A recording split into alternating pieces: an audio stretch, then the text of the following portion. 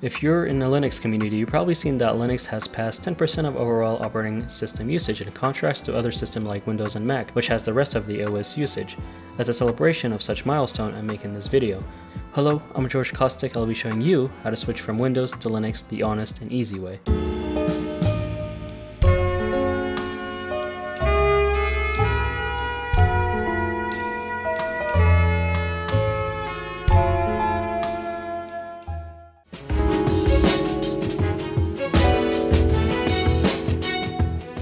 Now, before I educate you on how to switch from Linux to Windows, if you're a beginner, I'm going to assume you're a beginner, I want to be super transparent about the flaws of Linux. Most of these flaws are speaking from personal experience.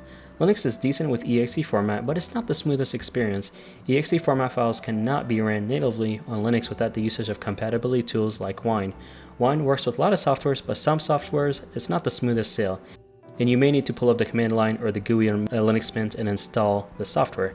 My goal for this video is that you, as a new Linux user, I don't want you to think that you need to rely on a command line, and I'm going to assume you just want something that works, and I totally get it. Anyways, back to Wine. It works with most things, it's just every now and then you'll have to face some issues. You may need to install an older version of that software and or find an alternative. For example, I bought Clip Studio Paint years ago, and I installed it last week and I tried to run it via Wine. It didn't work, but on the other hand, FL Studio has a single button install and worked like it would with Windows.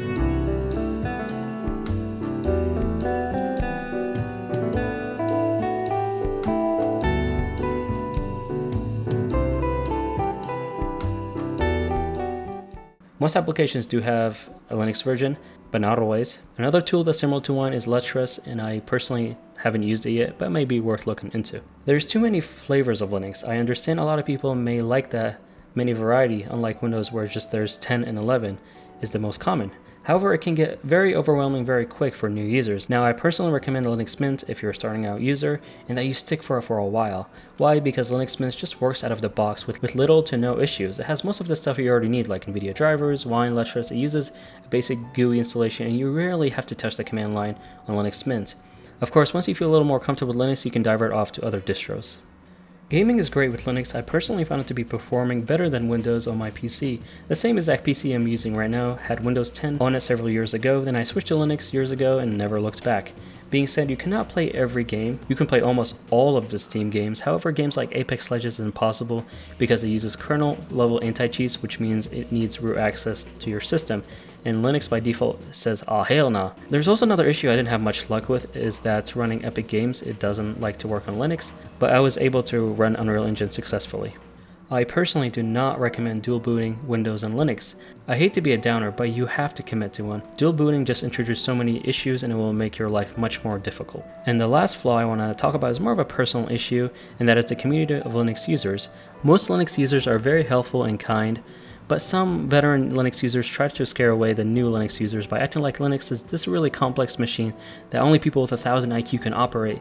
But Linux is really easy as long as you're willing to learn something new. And as someone who is Linux Red Hat certified, you don't need to know what that is, and distro hopped over the years, you tend to learn Linux as Linux, and all the distros are kind of the same. Once you get good at one, you can easily move to another one. Now, all the negativity aside, let's start Linux maxing. So stupid.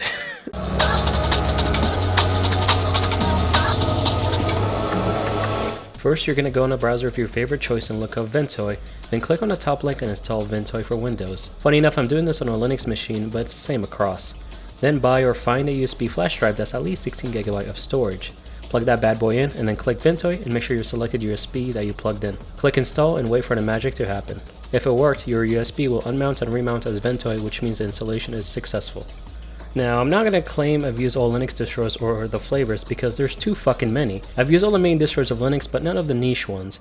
Anyhow, I'm going to explain this the fun way. I'm going to go over which ones I've used as a tier list. We have beginner friendly, which is the beginner friendly distro. I can suffer a little, which may you need to use the command line a little. And the last one is I hate my life, which is the one you're almost forced to use the command line.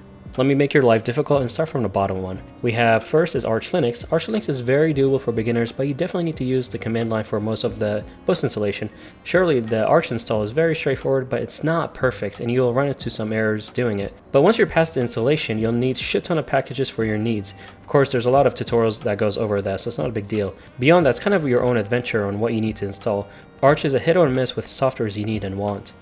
I mean that as in, sometimes it's super easy to install on Arch Linux, or sometimes it's difficult to install softwares on it. I am maybe biased because Arch Linux is my daily driver, and I'm using it for all my 3D animations, editing, music, and etc.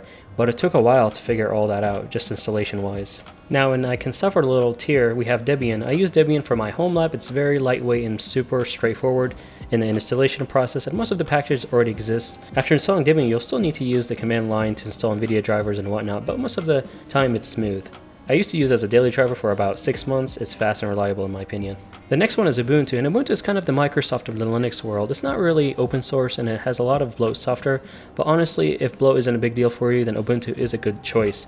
I daily drived it for about also 6 months. It's smooth. I had some packages that were breaking every now and then, but nothing too crazy. Now there's this new announcement that they made, is that they will add AI features into Ubuntu, so maybe Ubuntu isn't very distant from Windows. Another system to be added to this category is EndeavourOS. EndeavourOS is like Arch Linux, but minus the hassle. It's super easy to install and it runs KDE Plasma by default. It has most of the upsides of Arch and some downsides. For example, my update packages always keep breaking on Endeavour.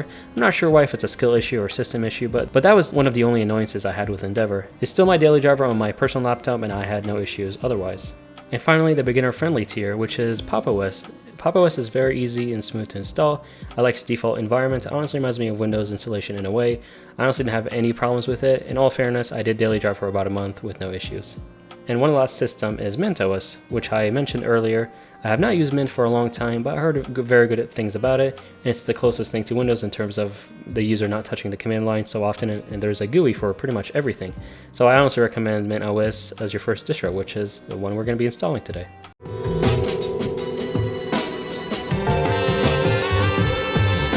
Alright, doing this again, go in your favorite browser and type Mint ISO and download it.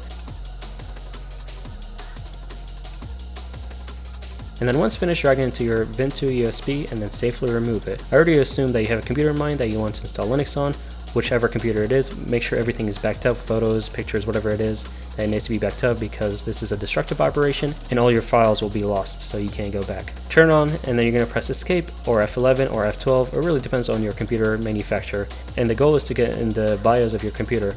Once on the BIOS menu, go to the boot section and make sure USB is detected and make sure it boots up first, and then save your settings. After your BIOS settings is saved, it should automatically boot your computer again.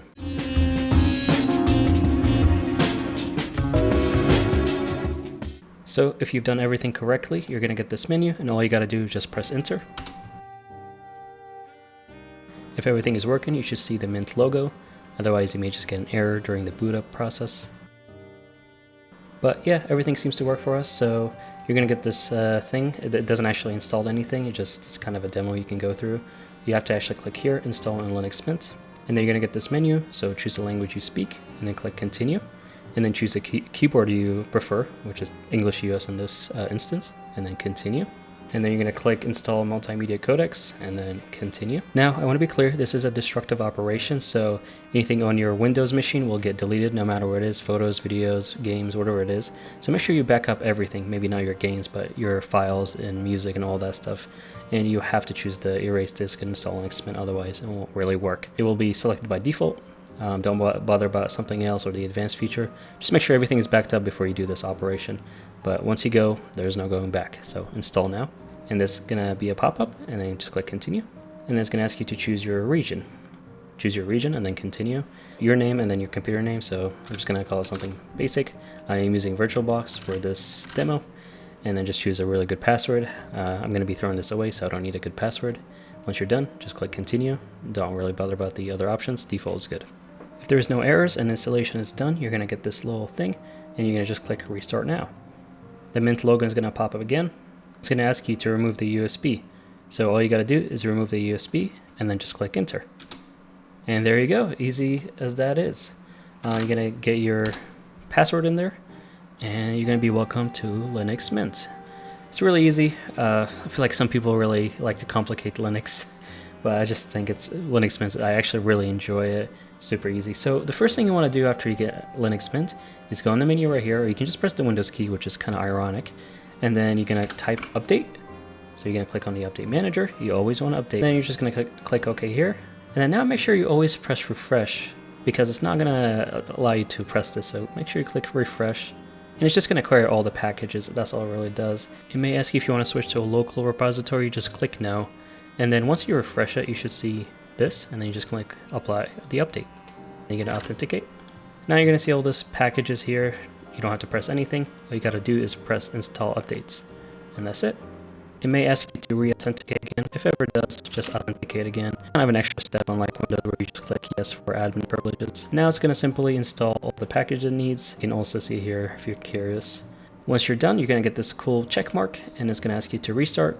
Just click restart and then restart. It's going to reboot and then put your password in. And that's it. Your system is updated. There's nothing else to it. That's literally it. I recommend you clicking this so you don't have to see this menu again and then just exit out of it. If you have an older laptop, maybe your display is a little weird, so you can just go on the search bar here and click display or look up display, and then you're gonna click display, and then you're gonna choose your resolution. I'm using a virtual machine, so I'm just gonna use 920 by 1080. Should be good enough. And then you're gonna click keep changes, and that's it. If you have more monitors, you can structure how you want. It's pretty similar to Windows. And after that, you can just exit, and then you can go back here, and you can do some more customization by clicking System Settings. And there you can change, dark mode, light mode, backgrounds. You can choose a different background or even a custom one. They have a bunch of wallpapers if you want to use a default one, but if you don't, you can always click add and find the folder with your image in it, and then you can just add it that way. For now, I'm just gonna click something default. So I like this little cool background. And again, I don't like light theme. I always keep my themes dark, just how I like it. And then you're just gonna go click dark, and that's it. And there's obviously a lot more settings that you can play with. For now, that's just all I need. And then after that, if you want to install any softwares, you can just type app, and then it's going to show you the software manager, or you can just type software manager. Maybe I mentioned this, but most new Linux users is not having the apps they want, and there's a lot of apps, and you can always search here. And if you can't find it, there's a lot of ways you can do it. You may need to have to use the command line, but this has plenty of the apps you need. All you gotta do is just click what you want. Like if you want Spotify, you just click install and type your password in, and it's easy as that. Sometimes it uses something called Flatpak. I'm not a fan of it, so I just like using the system package, but if you don't think it's a big deal, like I said, do your own research. I'm not gonna get into what Flatpak is. I just don't personally like using it. And yeah, that's literally it. It's just going to operate just like any other system. You got your files and your Firefox by default. I don't know why Firefox is always the default for Linux. I feel like I should know that, but I guess it's better than Edge, right? But so you got your files and everything you need, your trash and your systems and pictures and videos, and the network one is just for if you have like network files that you have between different systems, but again, you don't need to know what that is. Windows has this feature, but I feel like it's more of a hidden feature. But yeah, that's literally it for Linux Mint, and enjoy your new system.